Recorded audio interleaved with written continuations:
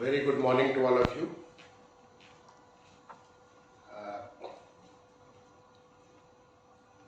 Mr. Akash,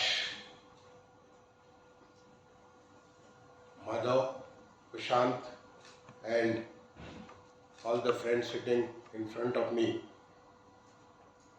मैं आप सबसे हिंदी में बात करूंगा। मैं हर मंच पे हिंदी में ही बात करता हूं क्योंकि मैं आई फील प्राउड कि हमारे देश की मातृभाषा है और जहाँ पे लोग समझ सकते हैं वहाँ मैं अंग्रेजी का प्रयोग क्यों करूँ। अभी माधव जी ने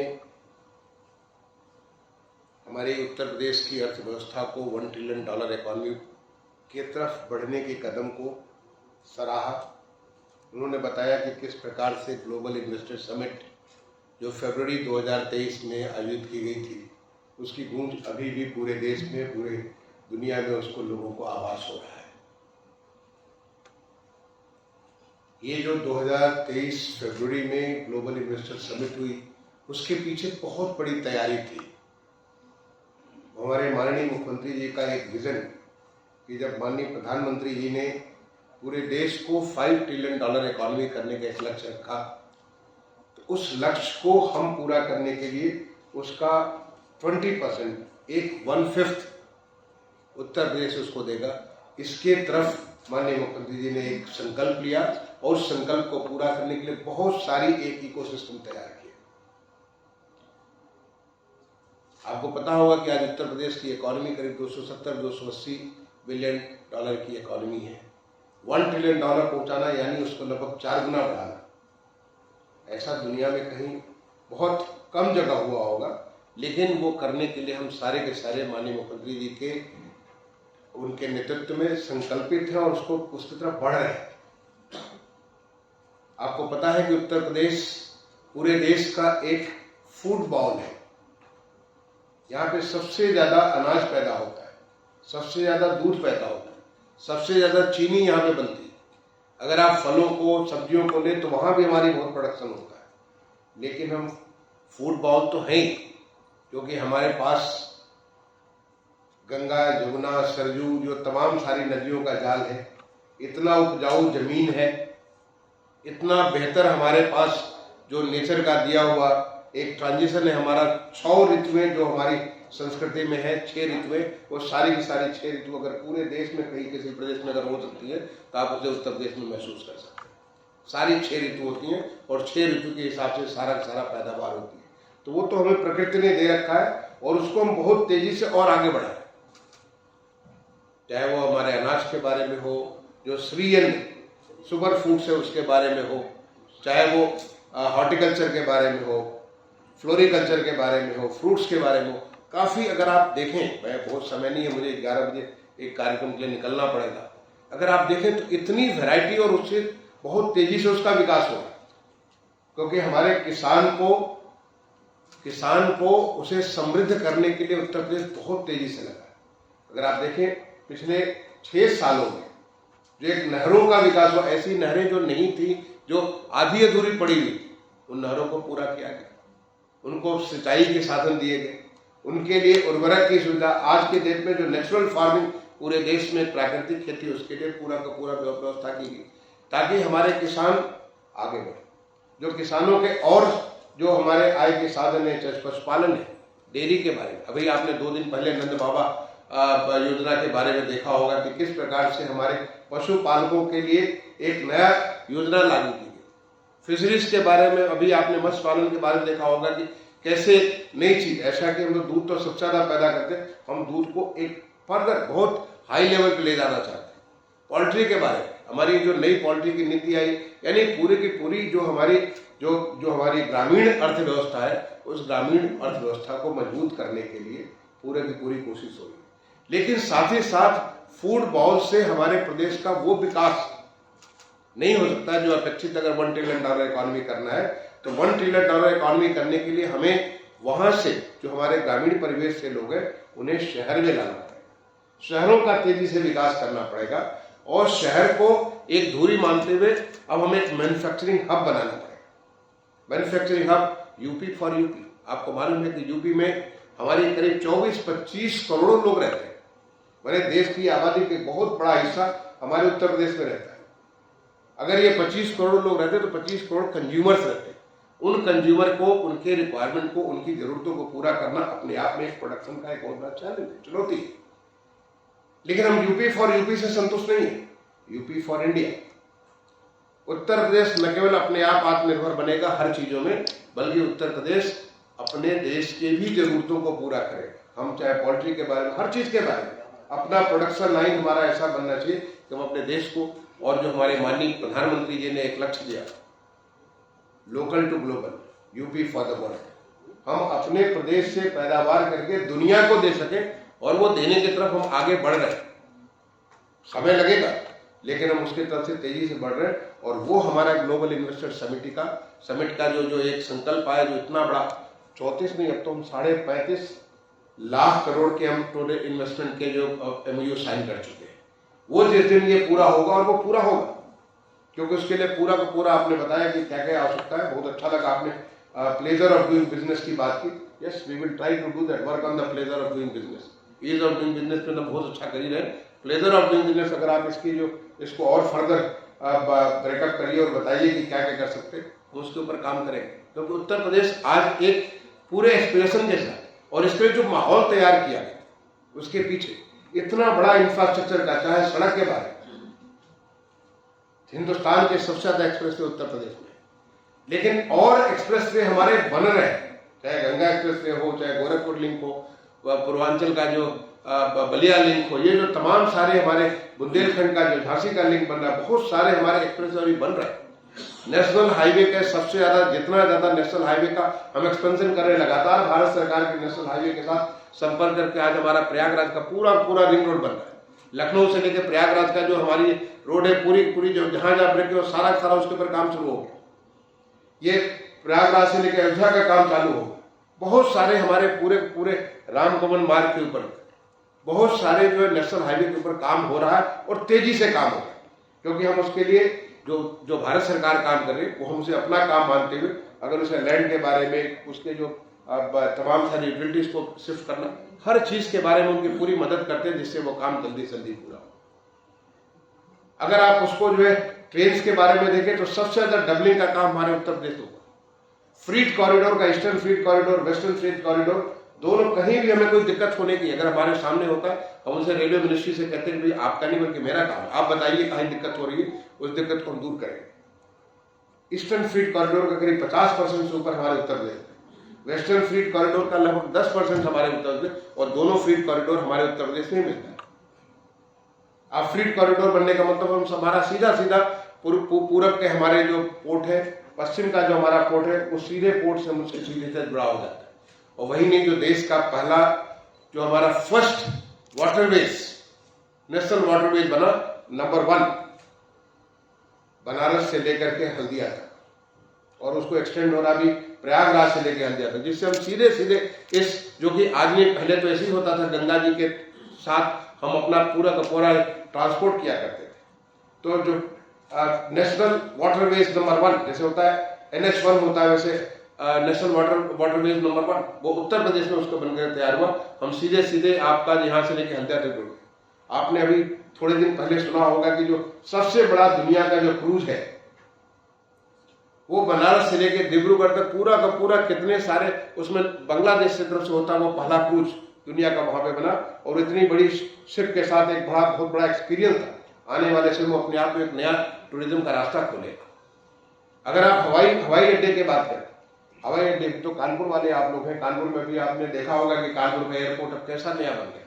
आने वाले समय में वहां पे फ्लाइट की संख्या कितनी बढ़ेगी। लखनऊ एयरपोर्ट बड़ा बनाया जा रहा है, यहाँ पे ऑलरेडी इतनी फ्लाइट है, फ्लाइट की संख्या बढ़ गई। पहले तो उत्तर प्रदेश में कुल मिलाकर 2 ही एयरपोर्ट चला करते थे, बाकी ऐसे मतलब टेम्पोररी कभी चला करते थे। आज 9 एयरपोर्ट चलते हैं, 80 से ज्यादा जगहों पे तमाम सारी फ्लाइट्स उत्तर प्रदेश जाती हैं। और वही नहीं, 5 हमारे एयरपोर्ट बहुत जल्दी बनकर के तैयार हो, बहुत तैयार इन द वर्ज ऑफ, वो हमारे रीजनल कनेक्टिविटी से जुड़ने वाले। 2 हमारे नए इंटरनेशनल एयरपोर्ट बन रहे हैं, जो अयोध्या और यहाँ का जेवर का, 2 हमारे इंटरनेशनल एयरपोर्ट। जेवर का इंटरनेशनल एयरपोर्ट दुनिया का one of the largest airport बनकर के तैयार हो रहा है। और ये हमारे जो बनकर के तैयार होंगे तो उत्तर प्रदेश में 5 इंटरनेशनल एयरपोर्ट्स होंगे। हमारे नंबर ऑफ एयरपोर्ट्स आगे आने वाले समय में भी 9 से बढ़कर के 20 से ऊपर चले जाएंगे। जिस तेजी के साथ सब जगह उत्तर प्रदेश में काम चल रहा है। अगर आप मेट्रो का देखें, मेट्रो से पूरे शहर का एक पूरा का पूरा परसेप्शन शहर का बदल जाता है। आपका कानपुर शहर जहां से आप आते हैं, कानपुर शहर में मेट्रो चल रही है और अगली मेट्रो की जो लाइन है वो दिसंबर के पहले हम उद्घाटन भी कर देंगे। आगरा के मेट्रो की लाइन भी दिसंबर के पहले उद्घाटन हो जाएगी। मेरठ की में भी मेट्रो लाइन बन रही है। मेट्रो लाइन वो पहले दुनिया का पहला एक्सपेरिमेंट है जिसमें आरआरटीएस और मेट्रो को साथ लेके चलना, और वो भी हमारा जो है मैं समझता हूँ कि जून तक, इसी महीने में या अगले महीने में हमारा पहला आरआरटीएस जो हिंदुस्तान का पहला आरआरटीएस है, करीब 17 किलोमीटर वो चालू हो जाए। पूरा का पूरा आरआरटीएस दिल्ली से मेरठ 35 मिनट में आप जा सकते हो, क्या सो सकते हो, कनेक्टिविटी एक्सप्रेस ट्रेन के माध्यम से आप चल सकते हो। ये पूरा का पूरा परसेप्शन उत्तर प्रदेश के बारे में आपने बहुत अच्छी बात की, ब्रांड उत्तर प्रदेश का। ये हमारा ब्रांड उत्तर प्रदेश, कभी उत्तर प्रदेश में कानपुर को जाना जाता था हिंदुस्तान के one of the top industrialise city के रूप में। बट आने वाले समय में बहुत सारे कारण हैं जिसको हमको गिनने की जरूरत नहीं है, लेकिन बहुत सारे कारण हैं जिसकी वजह से कानपुर धीरे धीरे धीरे धीरे पीछे चलता जा रहा है। आप सिंघानिया साहब जो माधव जी जो है, आपका सिंघानिया का इतना बड़ा वहां पे कानपुर में योगदान था, फिर वो धीरे धीरे पीछे चलता जा रहा है। एक बार दोबारा उत्तर प्रदेश जग पड़ा है इंडस्ट्री के जो रास्ते पर। ये सारा का सारा एक माहौल तैयार किया गया, एक माहौल तैयार किया गया ईज ऑफ डूइंग बिजनेस का, ईज ऑफ डूइंग एक्सपोर्ट्स का। आपको ओडीओपी के माध्यम से हमारा एक्सपोर्ट्स आज की डेट में करीब 1.75 लाख करोड़ का एक्सपोर्ट हमारा इस बार का जो आया है, उत्तर प्रदेश का एक्सपोर्ट आया, जो कि 5 साल पहले कुछ 88,000 करोड़ हुआ करता था, दूने से ज्यादा होगा। इस तेजी से हमारा एक्सपोर्ट्स भी बढ़ा। तो हमें न केवल अपने इंफ्रास्ट्रक्चर को सुधार किया, ये दूसरा हमने जो पूरी ईज ऑफ डूइंग बिजनेस को लोगों के एक अच्छा इकोसिस्टम तैयार किया, और तीसरा जो है पॉलिसीज के माध्यम से आपने खुद भी बताया कि हिंदुस्तान की बेस्ट पॉलिसीज, मैंने सारी 25 पॉलिसीज एक एक देश के हर राज्यों की क्या पॉलिसी उसको रिव्यू किया। रिव्यू करने के बाद हमारे लिए बेस्ट क्या हो सकता है जो कि हमारे पास निवेशकों को लेकर के आएगा, ऐसी पॉलिसी तैयार की। और अभी आपने निवेश मित्र की बात की, निवेश मित्र से ऊपर उठ करके अभी हमने इन्वेस्ट यूपी 2.0 इसको लॉन्च किया है। माननीय प्रधानमंत्री जी ने ग्लोबल इन्वेस्टर समिट के दौरान हमारा इन्वेस्ट यूपी 2.0 लॉन्च किया। और invest UP 2.0 gives you not only a Nivesh Mitra जिसमें 500 से ज्यादा हमारी तमाम सारी सीमलेसली चीजें सारे के सारे कार्य होते हैं, बल्कि उसके साथ ही साथ हमारे उस इन्वेस्ट यूपी 2.0 में जो हमने पॉलिसी में आपको, जो भी पॉलिसी के भीतर हमने आपको कमिट किया, जो राज्य सरकार ने कमिट किया, उसको हम ऑनलाइन उसकी मॉनिटरिंग करेंगे, ऑनलाइन देखेंगे, इसका फॉलोअप ऑनलाइन करेंगे। आज हमारे उत्तर प्रदेश में उद्यमी मित्र 115 उद्यमी मित्र सेलेक्ट हो गए। They are all MBAs and engineers, young youth, जो कि अच्छे कॉलेजेस से पढ़ करके अच्छे एक्सपीरियंस के साथ आए हुए, और उनको हम, जैसा कि आप कह रहे थे कि कैसे तो टॉप 100 की बात है, जो हमारे हाईएस्ट इन्वेस्टर्स है सबके साथ लगा देंगे, ताकि उनके आपका जो, अगर आप उत्तर प्रदेश में निवेश करना चाहते हैं तो आपकी समस्या हमारी समस्या। लैंड की कोई दिक्कत नहीं। अभी मैं कल ही रिव्यू कर रहा था, सारे के सारे, कल मैं शाम को रिव्यू किया सारे के सारे जितने भी हमारे डिपार्टमेंट है सबके साथ, कि आपके पास, क्योंकि एक माननीय मुख्यमंत्री जी ने लक्ष्य रखा है कि हम पहला अपना ग्राउंड ब्रेकिंग सेरेमनी, जो ग्लोबल इन्वेस्टर समिट का ग्राउंड ब्रेकिंग सेरेमनी, अब वो जो भी दिन तय होता है बट दिवाली के पहले है, और उसमें एक अच्छी खासी यहाँ पे ग्राउंड ब्रेकिंग का मतलब कि वो सारे के सारे प्रोजेक्ट इस स्टेज पे आ जाएंगे कि वो ग्राउंड किए जा सकते हैं या ग्राउंड हो चुके हो। ऐसे प्रोजेक्ट की काफी बड़ी तादाद, इसके लिए कल ही मैं रिव्यू कर रहा था सारे डिपार्टमेंट के साथ, कहां पे क्या दिक्कत है, कैसे दिक्कत है। तो ये न समझे कि हमने ग्लोबल इन्वेस्टर समिट के एक वन ऑफ इवेंट करके पूरा कर लिया, नहीं। ग्लोबल इन्वेस्टर समिट के पीछे माननीय मुख्यमंत्री जी की पिछले 5 साल की पूरी तपस्या थी। 5 साल में उन्होंने जो काम किया, नहीं तो उत्तर प्रदेश के बारे में कोई आना नहीं चाहता। उत्तर प्रदेश की हालत ये थी कि उत्तर प्रदेश के नाम पर लोग भड़क जाते थे कि यहाँ पे तो कोई इन्वेस्टमेंट कर नहीं सकते, यहाँ तो सुरक्षा ही नहीं, आपका पैसा लाए, पैसा कोई छीन के लेके चला जाए। लोगों की फिरौती और तमाम किस्म के लॉ एंड ऑर्डर की इतनी बड़ी दिक्कतें थी। तो वो सारी के सारा एक अच्छा माहौल खड़ा किया गया शांति व्यवस्था के लिए, बहुत अच्छा, आपकी सुरक्षा के लिए, आज उत्तर प्रदेश के किसी भी इलाके में, किसी भी जिले का आप नाम ले लीजिए, मैं जानता हूं उत्तर प्रदेश में काफी समय मेरा उत्तर प्रदेश में उत्तर प्रदेश काडर का हूं, यहाँ पे तमाम सारे जगह लोग रात में अगर 9 बजे 10 बजे रेलवे स्टेशन पे पहुंचते थे, रात भर स्टेशन पे रुक जाते थे, इसलिए कि अगर कहीं गए तो उनका सामान छीन लिया जाए। उनके साथ क्या होगा ठिकाना नहीं। सवेरे जब उजाला होता था उसके बाद वो निकल जाते। आज उत्तर प्रदेश में कभी भी कहीं भी किसी तरीके से आप जा सकते हैं, पूरी तरह से आप सुरक्षित हैं। ये बहुत बड़ा एक आपके लिए बहुत बड़ी एक माहौल खड़ा किया तो खड़ा करने के लिए 5 साल की तपस्या थी, जिसके बाद खड़ा किया गया।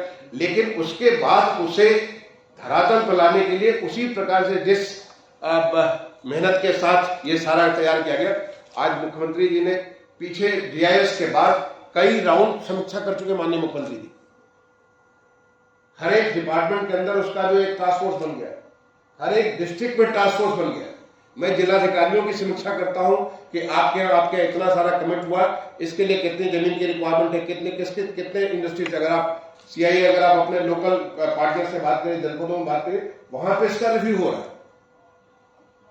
क्योंकि हम उत्तर प्रदेश को बदलना चाहते हैं। उत्तर प्रदेश एक नया उत्तर प्रदेश, जो अमृत काल की बात एक कल्पना माननीय प्रधानमंत्री जी ने की है, ये अमृत काल जिसके लिए 15 अगस्त 2022 को लाल किले के प्राचीन से उन्होंने कहा कि अमृत काल की प्रथम बेला है, और ये बेला हमें अगले 25 साल के बाद देश को एक विकसित देश बनाएगी, विकसित देश की श्रेणी में खड़ा करेगी। हम कब तक विकासशील बने रहेंगे? वो 25 साल की जो यात्रा माननीय प्रधानमंत्री जी ने पूरे देश के लिए पिछले 9 सालों में जो तैयार की, उसके लिए एक कड़ी धुरी हमारे माननीय मुख्यमंत्री जी ने उत्तर प्रदेश में पिछले 6 सालों से एक तेजी से इसको बढ़ता हुआ उत्तर प्रदेश, और हर क्षेत्र में मैंने कहा ऐसा नहीं कि केवल इंडस्ट्री के बारे में, हमारा कृषि क्षेत्र भी उतना ही विकसित हो रहा है। लेकिन कृषि क्षेत्र से लोग अब आकर के स्किल होकर के यहाँ पे कंज्यूम होंगे। वहां पे जो अंडर एम्प्लॉयमेंट था, वो अंडर एम्प्लॉयमेंट खत्म होकर वहां पे लोग प्रॉपरली जितनी जरूरत है उतने लोग होंगे, और धीरे धीरे आकर के हमारी इंडस्ट्री, जब हमारा एक मैन्युफैक्चरिंग हब उत्तर प्रदेश बनेगा, तो मैन्युफैक्चरिंग हब में हमारे गांव और शहर एक दूसरे के समन्वय से काम करेंगे। वहां का उत्पाद यहाँ पे कंज्यूम होगा, वहां पे वो उत्पाद होगा जो यहाँ पे कंज्यूम हो सकता है, यहाँ की चीजें वहां से जुड़ेगी। ये सारा का सारा, ताकि वो उत्तर प्रदेश एक नया उत्तर प्रदेश होगा, और वो नया उत्तर प्रदेश विकसित, जैसे देश विकसित हो रहा है वैसे हमारा उत्तर प्रदेश विकसित होने के लिए आगे बढ़ रहा है। इसीलिए एक एक्सरसाइज हमने चालू की, कानपुर है 2047, लखनऊ है 2047। इस प्रकार की एक्सरसाइज हर कोई सोचे कि जब 2047 में जब भारत विकसित होगा तो हमारा प्रदेश कैसा होगा, हमारा जो है शहर कैसा होगा, हमारा गांव कैसा होगा। हर एक को इसके बारे में सोचेगा, तो सोचने से उसको पूरा करने की पूरी कोशिश करेगा। तो ये एक हमारा टीम इंडिया जैसे बात करते हैं माननीय प्रधानमंत्री जी, एक टीम उत्तर प्रदेश जिसमें आप सारे लोग, और आप सबको माहौल खड़ा करना है कि जो एक कल्पना लेकर के चलने, एक विकसित उत्तर प्रदेश 2047 तक, एक बहुत सशक्त अर्थव्यवस्था 2047 तक लेकर चलने की व्यवस्था कर रहे हैं, और जिसका पहला लक्ष्य अगले 5 साल में हमको $1 ट्रिलियन इकोनॉमी करने के लिए, उसके लिए पूरी की पूरी कोशिश जो यह उत्तर प्रदेश में माननीय मुख्यमंत्री जी के नेतृत्व में आज जो काम कर रहा है, उस काम के लिए जो आज आप लोग चर्चा करेंगे, मैं समझता हूँ बहुत उपयोगी चर्चा होगी। आपने कई सारी बातें बताई, मैंने उसको नोट किया, कि क्या क्या चीजें हम लोग कर सकते हैं, कैसे हम लोग कर सकते हैं। ये बात आप निश्चित मान कर चलिए कि आज उत्तर प्रदेश की ब्यूरोक्रेसी, उत्तर प्रदेश के जो सिविल सर्वेंट्स है, वो पूरी तरीके से माननीय मुख्यमंत्री जी के जो नेतृत्व में जिस प्रकार से तेजी से आगे बढ़ रहे हैं, उसे लेकर के बढ़ाना चाहते हैं। आज आपको जानकर के खुशी होगी, पिछले 6 महीने के भीतर 22 नए विश्वविद्यालयों के लिए एलओआई जारी किए। 5 का तो एलओपी भी जारी हो गया, उनका जो काम चालू हो गया, अभी स्टेशन से एडमिशन करना चालू करेंगे। इस तेजी से काम हो रहा है उत्तर प्रदेश में, और वो हर क्षेत्र में हो रहा है। मैंने आपको उदाहरण दिया, 1 डिस्ट्रिक्ट 1 मेडिकल कॉलेज, हर डिस्ट्रिक्ट में मेडिकल कॉलेज है। हमारे खाली 6 जिले रह गए जिनके बारे में भारत सरकार में हमारी अर्जी लगी हुई है, जिसको मैं लगातार फॉलो कर रहा हूं। हमारे हर डिवीजन हेडक्वार्टर पे यूनिवर्सिटीज बने, हम स्किलिंग के बाद हर तरीके से बने, ऑलराउंड एफर्ट कि हमारा उत्तर प्रदेश एक विकसित उत्तर प्रदेश में, उसके लिए कोशिश हो रही है, और उसके लिए मैं सीआईआई को धन्यवाद दूंगा। और हमारे माननीय मंत्री जी यहाँ पे आ गए, माननीय मंत्री जी को मैं स्वागत भी करता हूँ, अभिनंदन करता हूँ। और मुझे अब भागना होगा, बिकॉज 11 बजे हमारी एक माननीय मुख्यमंत्री जी की बैठक, उसमें मुझे पहुंचना है। तो मैं आपके आगे की चर्चा के लिए आप सबको शुभकामनाएं भी देता हूं, अपने तरफ से धन्यवाद भी देता हूं सीआईआई को कि आप एक अच्छा पहल किए हुए। और जब भी आपको कुछ नई आइडिया है, please take time from me. I am always open to all kinds of good ideas, and that is new Uttar Pradesh. I am always ready to learn from you and see what we can do for the best for my state. ये अपने राज्य के लिए जो भी हम बेहतर से बेहतर कर सकते हैं, आपसे सीख करके हमारे लिए अच्छा होगा। आज के डिलीवरेशन में भी जो नई बातें हैं, जरूर आप उसको मुझसे शेयर करिएगा अलग से टाइम लेकर के। बहुत बहुत धन्यवाद, आप सबको बहुत बहुत अभिनंदन। धन्यवाद, जय हिंद।